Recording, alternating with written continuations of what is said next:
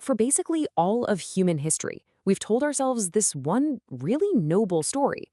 It's about the philosopher, the scientist, the thinker, this heroic figure on a quest for one thing, capital T, truth. This whole search is supposed to be the bedrock of civilization, the engine of progress. But what if that entire story we've been telling ourselves is wrong? Okay, so let's just ask the question straight up. When a philosopher spends their entire life thinking, what are they really after? The obvious answer, right? The one we've all been taught, is that they want to find the truth. And yeah, for a long, long time, that was pretty much the final word.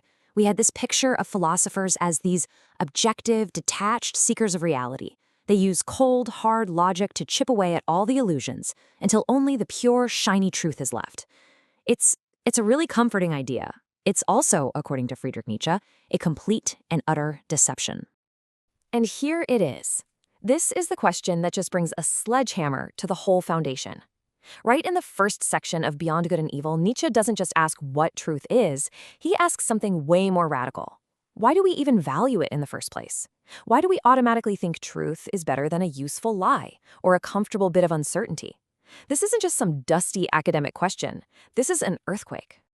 This gets us to the first major part of his argument, the problem with truth. Nietzsche's whole point is that before you can even start doing philosophy, you have to look at the tools you're using.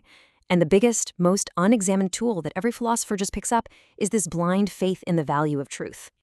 At the very heart of this problem is what he calls the faith in opposite values. It sounds complicated, but it's a really simple idea. We love to think of the world in pairs, in binaries. You got light and dark, good and evil, truth and lies. Nietzsche says philosophers have built their entire worlds on this deep-seated faith that these things are mortal enemies, and that one side, the good side, obviously has to win. But then Nietzsche just completely messes with that idea. What if they aren't opposites at all? What if truth is actually tangled up with error? What if what we call good can't exist with what we call evil? I love the metaphor he uses here. He asks if our grand universal truths might just be a limited frog perspective, just the view from our own tiny corner of the swamp. So if the whole quest for truth is built on this really shaky, unexamined faith, what are philosophers really up to? Well, this leads us straight to Nietzsche's big reveal, what we can call the philosopher's confession. And here is the absolute core of his diagnosis. The official story we're told is one of pure logical discovery, but Nietzsche just pulls the curtain back. He says a philosopher doesn't follow logic to find a conclusion. Nope, they start with a conclusion, a deep-seated bias, a gut feeling, a prejudice, and then they use logic like bricks and mortar to build a giant fortress around it. They're not impartial judges, they're lawyers defending a client they've already decided is innocent. And this quote just hits the nail on the head. Every great philosophy is really just a memoir. It's a confession. So when you read Spinoza, you're not learning about objective reality, you're learning about Spinoza. When you read Kant, you're getting a tour of Kant's mind. You're reading the secret diary of a soul, just one that happens to be written in the language of abstract reason. So what's really pulling the strings behind the curtain? It's not some noble drive to knowledge. Instead, it's the philosopher's instincts, their health, their personal moral code, their deepest, most hidden drives. These are the forces that are secretly steering the ship of pure logic, exactly where they want it to go. Well, this obviously raises a massive question. If the search for truth is just a smokescreen and philosophy is just a personal confession, then what is the real engine? What's the fundamental drive that pushes not just philosophers, but all of life, all of existence? And this brings us to the climax of his whole argument. For Nietzsche, the answer is an idea that has been famously and horribly misunderstood, but it's absolutely key to his entire way of thinking: the will to power. Now, we have to be really careful here. This is not about being a dictator or political domination. The will to power is much deeper. It's the internal impulse in every single living thing. It's the drive in a tree that makes it push towards the sunlight. It's the drive in an artist that compels them to create. For Nietzsche, life doesn't just want to survive. It wants to discharge its strength. It wants to grow, to expand, to stamp its own image on the world. And this brings us right back to philosophy.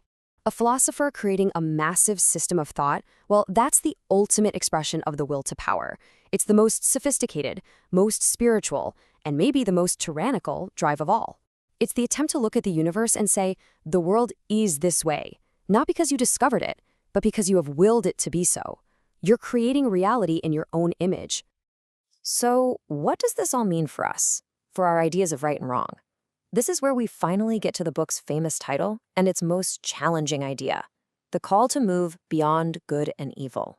This quote ties everything together so perfectly. If we accept his argument that we actually need our perspectives, our untruths, just to get by, then we are forced to question the absolute morality we've just inherited. And the kind of philosophy that's brave enough to do that, to look that danger right in the eye, is the one that steps outside of those old, simple categories. And let's be crystal clear, because this is the number one way people get Nietzsche wrong. He is not saying, go out and be evil. Not at all. He's saying our entire framework of good versus evil is another one of those frog perspectives. It's a simplistic prejudice we inherited. To move beyond it is to grow up. It's to adopt a more complex, a more honest, and a more life-affirming way of looking at the world. So ultimately, this is a call for courage. Intellectual courage. The courage to look at your own truths and see that they might be prejudices, to see grand philosophies as personal confessions, and to see our morality as something that was created, not discovered. The real challenge is to stop being just a creature that follows rules and to start becoming a creator of new values. So we'll end on this final, pretty haunting thought from Nietzsche. This journey beyond comfortable truths and simple moral codes is not for the faint of heart.